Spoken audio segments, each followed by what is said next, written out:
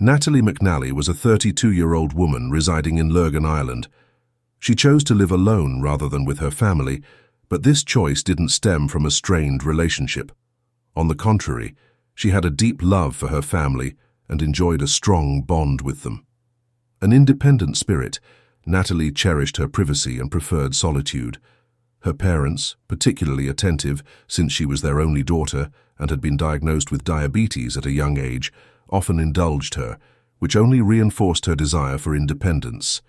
Despite the nurturing environment, Natalie thrived as a self-sufficient individual, working as a marketing executive for TransLink, a transportation company. Living alone allowed her to concentrate fully on her professional responsibilities. An animal lover at heart, she shared her home with various pets, including dogs and cats, which provided her with companionship and alleviated her solitude.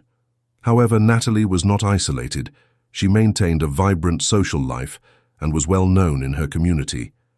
Passionate about social and political matters, she advocated for justice and equality, earning respect for her feminist ideals and her commitment to improving the world. In Ireland, it's typical for individuals to marry in their mid-30s, often starting families before tying the knot. Although Natalie was not yet married, she was in a committed relationship with 34-year-old Stephen McLaughlin, who also lived in Lurgan. Stephen, a budding content creator, had recently launched a successful YouTube channel featuring toy reviews and live gaming streams, which garnered a growing audience. Excitingly, Natalie was expecting a child with Stephen, with the baby's arrival just months away. As time passed, her excitement mounted, and her family became increasingly involved, visiting her frequently as her due date approached. With December's arrival, Lurgan buzzed with Christmas festivities. This holiday season held special significance for Natalie and her family, as they eagerly anticipated the new addition to their family, which amplified their joy. However, just 1 week before Christmas, an unexpected event occurred that would alter the McNally family's future forever. On December 18, 2022, a Sunday, Natalie was watching the FIFA World Cup with her family, enjoying their time together. After a long day, she decided to return to her apartment. On her way home, she received a message from her boyfriend, Stephen, informing her that he couldn't visit her that evening due to prior commitments.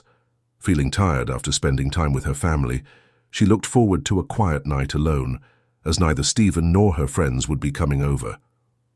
Later that night, around 9 p.m., her neighbors heard what sounded like screams coming from her apartment. Initially, they assumed it was just a loud scene from a movie. However, the following day, on December 19th, Natalie's family grew concerned when they couldn't reach her by phone. Worried, they decided to check on her.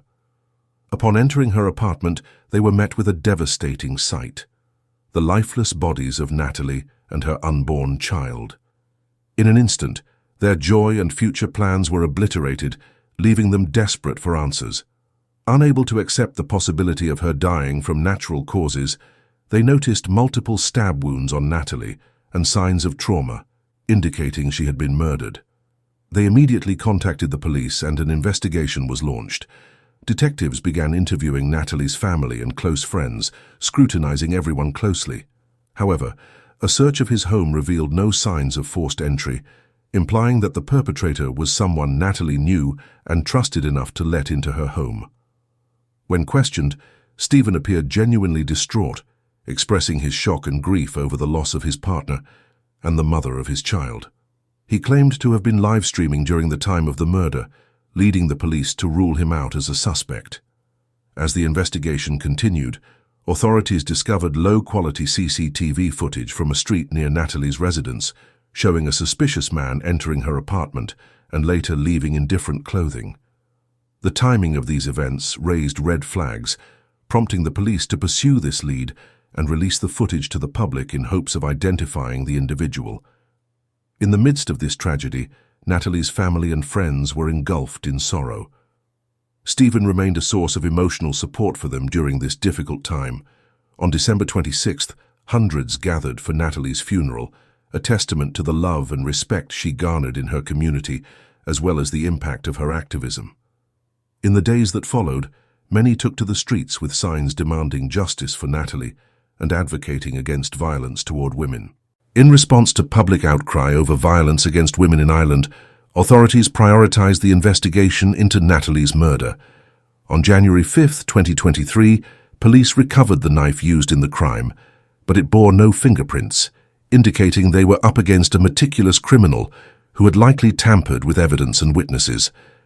A month after her death, on January 18th, the police revealed they had sifted through over 4,000 hours of CCTV footage and identified the man seen entering and exiting Natalie's home as her killer. Tracking his movements, they discovered he had taken a taxi from Stephen's neighborhood to Natalie's apartment. Upon closer inspection, the suspect bore a striking resemblance to Stephen. However, Stephen insisted that he was streaming live from his home that night, far removed from Natalie's location. The police found themselves in a quandary, grappling with how one individual could be in two places simultaneously. To resolve this, they reviewed Stephen's 6-hour livestream from that evening, which led to a shocking revelation. During the stream, Stephen claimed he couldn't engage with his audience due to technical issues, repeatedly justifying his lack of interaction. This raised suspicions, and cyber experts quickly determined that the stream was not live, but rather a pre-recorded video set to play on December 18, 2022. This discovery, coupled with insights from cyber investigators, revealed that Stephen was the mastermind behind Natalie's murder. He had successfully deceived both Natalie's family and the police, portraying himself as a grieving partner while planning her death. Disturbingly, during the livestream, Stephen made several unsettling comments, including a casual mention of Natalie's name in an eerie context, accompanied by a smirk. On the night of her murder, he was engrossed in a video game mission where he had to eliminate a woman singing about the necessity of her demise. Unbeknownst to viewers, his intentions extended far beyond the game, as he made cryptic remarks that eerily alluded to Natalie's fate. The evidence against Stephen mounted, leading to his arrest on January 31, 2023. The public was stunned to learn that the man who had been comforting Natalie's family was the same individual responsible for her murder.